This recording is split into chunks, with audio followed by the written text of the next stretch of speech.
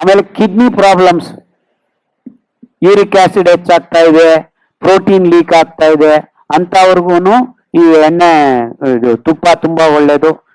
And brain problems, ಮೆದುಳು. ತುಪ್ಪ fat ಅಂತ ಹೇಳ್ತೀರಾ ಸರ್? ಅದು ತುಪ್ಪ ತಿಂದ್ರೆ ಫ್ಯಾಟ್ ದಪ್ಪ ಆಗ್ತಾರೆ? ಇಲ್ಲ, ಅದು it's A myth created by this oil businesses. Cholesterol free oil, ಇದು ಆಯಿಲ್, ನಾನ್ ಸೆನ್ಸ್.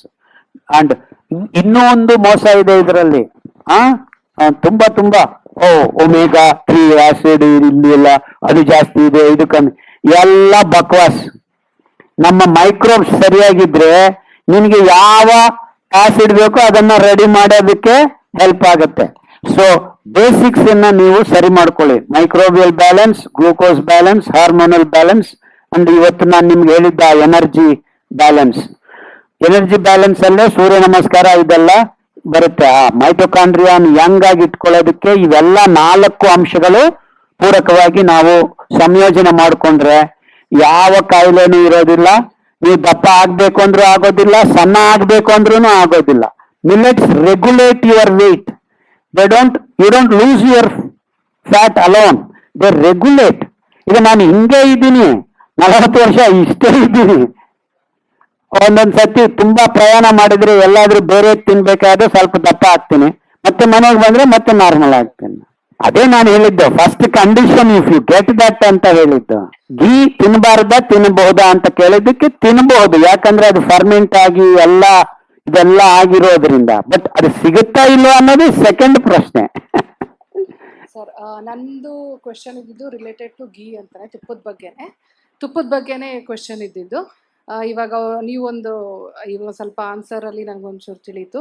ಹಾಗೆ ಹಾಲು ಕುಡಿಯೋದು ಸರಿ ಇಲ್ಲ ಅಂತ ಹೇಳ್ತೀರಾ, ಸೊ ತುಪ್ಪ ತಿನ್ನೋದು ಒಳ್ಳೇದು ಅಂತ ಹೇಳ್ತೀರಾ? ತುಪ್ಪ is okay because it gets fermented, but ಹಾಲು never okay, never ever okay. ಮಜ್ಜಿಗೆ ಇಸ್ ಓಕೆ ಫರ್ಮೆಂಟೆಡ್.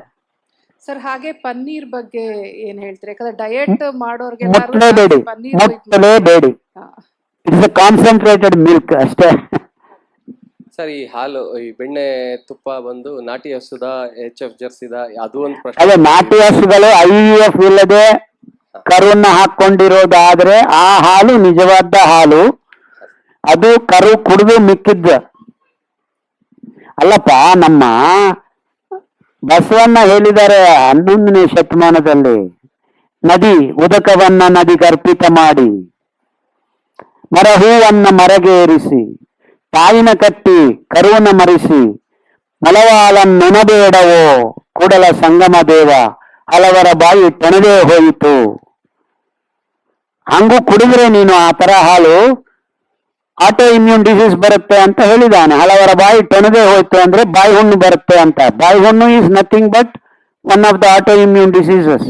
ಏನು ಅಂದ್ರೆ ವಿಟಮಿನ್ B12 ಇಲ್ಲ ಅಂತ. ವಿಟಮಿನ್ B12 ಎಲ್ಲಿಂದ ಬರುತ್ತೆ? ಹೊಟ್ಟೆಯಲ್ಲಿ ಮೈಕ್ರೋಬ್ಸ್ ಇದ್ರೆ ಬರುತ್ತೆ. ಅಂದ್ರೆ ನೀವು ಹಾಲು ಕುಡಿಯೋದ್ರಿಂದ ಹೊಟ್ಟೆಯಲ್ಲಿದ್ದ ಮೈಕ್ರೋಬ್ಸ್ ಅನ್ನ ನೀವು ಸಾಯಿಸ್ತೀಯಾ ಅಂತ. Very simple. ಅದನ್ನ ಮಜ್ಜಿಗೆ ಮೊಸರು ಮಾಡಿದ್ರೆ ಲ್ಯಾಕ್ಟೋಬ್ಯಾಸಿಲ್ಲಸ್ ಅಂತ ಎನರೋಬಿಕ್ ಬ್ಯಾಕ್ಟೀರಿಯಾನ ನೀವು ಹೊಟ್ಟೆ ತುಂಬ್ತೀರಾ, ಅದು ನಿಮ್ಗೆ ಒಳ್ಳೇದು ಮಾಡುತ್ತೆ. ಇಷ್ಟೇ ವ್ಯತ್ಯಾಸ. ಅಂದ್ರೆ ಹಾಲು ಮಾಂಸಾಹಾರ, ಮಜ್ಜಿಗೆ ಶಾಕಾಹಾರ. ಸಿಂಪಲ್ ಸೈನ್ಸ್ ಇದು. ಬಟ್ ಎಲ್ಲಿಂದ ಬರುತ್ತೆ ಮಜ್ಜಿಗೆ ಅನ್ನೋದು ನೀವು ನೋಡ್ಕೋಬೇಕು. ಸರ್, ನಮ್ಗೆ ಜನರಲ್ ಆಗಿ 2 ಕ್ವಶನ್ಸ್ ಬರ್ತಾ ಇದೆ. ಒಂದ್ ಬಂದ್ಬಿಟ್ಟು ಸಿರಿಧಾನ್ಯಗಳನ್ನ ನೆನೆಸಿ ಒಣಗಿಸಿ ಇಟ್ಕೊಂಡು ಇಮಿಡಿಯೇಟ್ ಆಗಿ ಕುಕ್ ಮಾಡಿ ಯೂಸ್ ಮಾಡ್ಬೋದಾ? ಅಂದ್ರೆ ಒಂದೇ ಸಲ ನೆನೆಸಿ ಅದನ್ನ 1-2 ದಿವಸ ಬಿಸಿಲಲ್ಲಿ ಒಣಗಿಸಿಟ್ಟು ಆಮೇಲೆ ಅದನ್ನ ಡೈರೆಕ್ಟ್ ಆಗಿ ಕುಕ್ ಮಾಡ್ಬೋದಾ? ಇಲ್ಲಪ್ಪ, ಒಂದ್ಸತಿ ನೆನೆಸಿದ್ದು ಒಣಗಿಸಿದ್ರ ಅಂದ್ರೆ ಏನು? ಒಣಗಿಸಿದ್ರ ಅಂದ್ರೆ ಅದರಲ್ಲಿ ನೀರಿಲ್ಲ ಅಂತ ಆಯ್ತು ಅಲ್ವಾ? ನೀರಿಲ್ಲ ಅಂದ್ಮೇಲೆ ಮತ್ತೆ ಅದನ್ನ ನೀವು ನೆನೆಸ್ಲೇಬೇಕು. ಓಕೆ, ಮೇ ಬಿ ಪೂರ್ತಿ ನೀರು ಹೋಗಿರೋದಿಲ್ಲ. Instead of 8 hours you can soak 2 hours. ಅಷ್ಟು ಮಾಡ್ಬೇಕಾಗಬಹುದು.